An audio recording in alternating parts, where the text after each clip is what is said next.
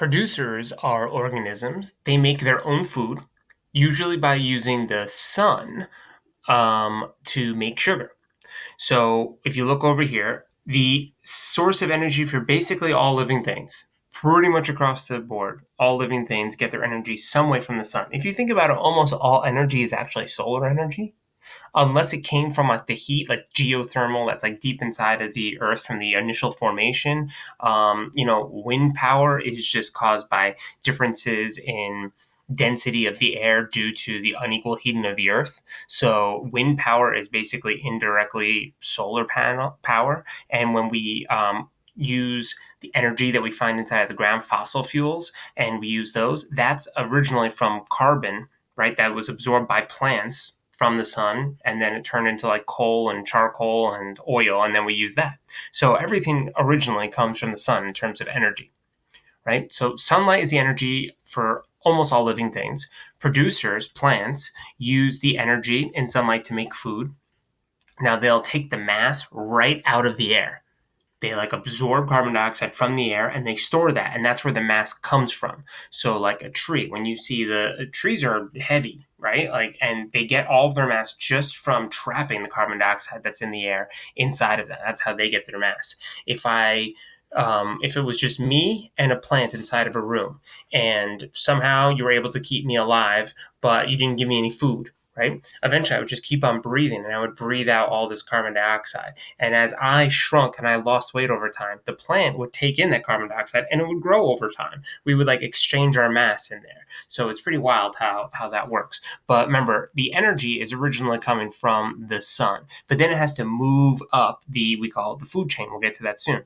So a consumer is an organism that eats producers or other organisms for energy. So if you look over here, we have the energy from the sun. The producer gets the energy from that sun and stores it inside of itself. Now, this next level consumer, the prairie dog, eats the seeds and the grass, right? So it's basically eating sunlight indirectly. And then this other consumer over here eats the prairie dog, right? But the prairie dog, it's basically second level eating indirectly sunlight. And then finally, you have some types of consumers like over here. This would be like a scavenger. So whereas this creature, the coyote, is going to kill the prairie dog and eat whatever it wants, it might leave a little bit of scraps left over. And then that's where this scavenger comes in and it'll just completely pick clean all of the parts that are left over there. So that's what scavengers do. Now, some people have the question, well, how do scavengers, if they're always eating like rotten meat, why don't they get sick? Like you or I can't eat really rotten meat, maybe occasionally, but if we were to regularly eat rotten meat, we'd regularly get sick. So why don't these creatures get sick? This is a pretty cool Mint Earth video that helps describe why they don't. And then finally, after the scavenger takes whatever it wants and goes away, something needs to break down the dead organism. And those things are called decomposer.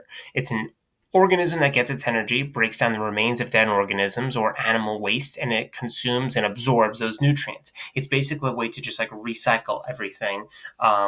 And this is why, like, when there are dead creatures, we don't just see their bones and their remains just scattered throughout. Because if they didn't break down, we would just have kind of dead animal bodies stacked all over the place, which would be really gross.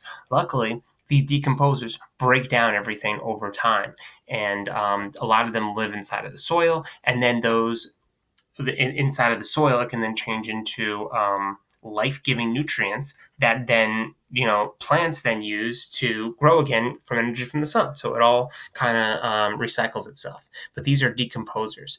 If you look over here, I love these two GIFs right over here, and it shows the decay of these materials over time. You see how in that fruit bowl on the far right, the different types of fruits decompose at different rates, but eventually the dirt that's underneath it is able to grow and sprout new plants. From death comes life. So decomposers eat dead plants and animals. It reduces them to just simpler forms of matter. One of the types, it's either called fungi or fungi. All of them are fine to pronounce. And then there's bacteria. There's also earthworms, right? So earthworms are another common form of decomposers as well. And these all return nutrients to the soil like we were talking about before.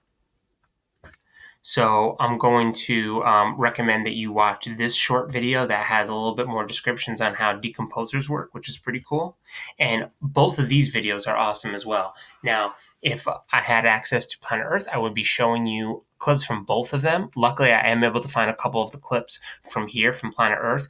This first one on the bottom left, it starts about halfway through, where you start to see these mushrooms grow, and you could just see the very interesting world of decomposers and how fast they can break things down. And on the bottom right, pretty much this entire video is worth watching as well. And then lastly, I know there are a bunch of definitions here, 3 to be exact. I would like for you to write them all down, and these are going to be the last of the definitions that you write in this video.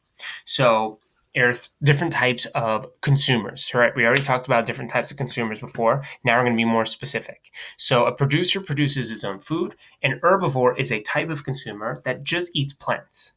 So there are lots of huge creatures that are built to basically eat all day long because you don't get nearly as much nutrition from the plant as you might get from like meat.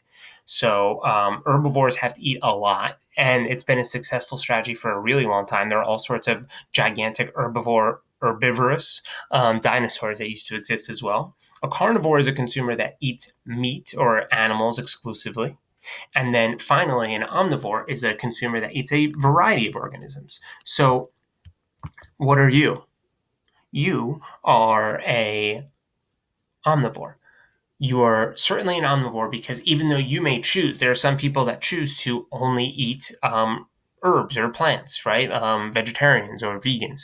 There are some people that decide that they're only going to eat meat, meatitarian perhaps. But even if that's what they choose, they're still able to process the food from other things. Like a deer is not able to process meat. So no matter how desperate it gets for food, it's not just going to like start eating squirrels or something like that. It's just not built for that way. Whereas we're more flexible in that sense to do it.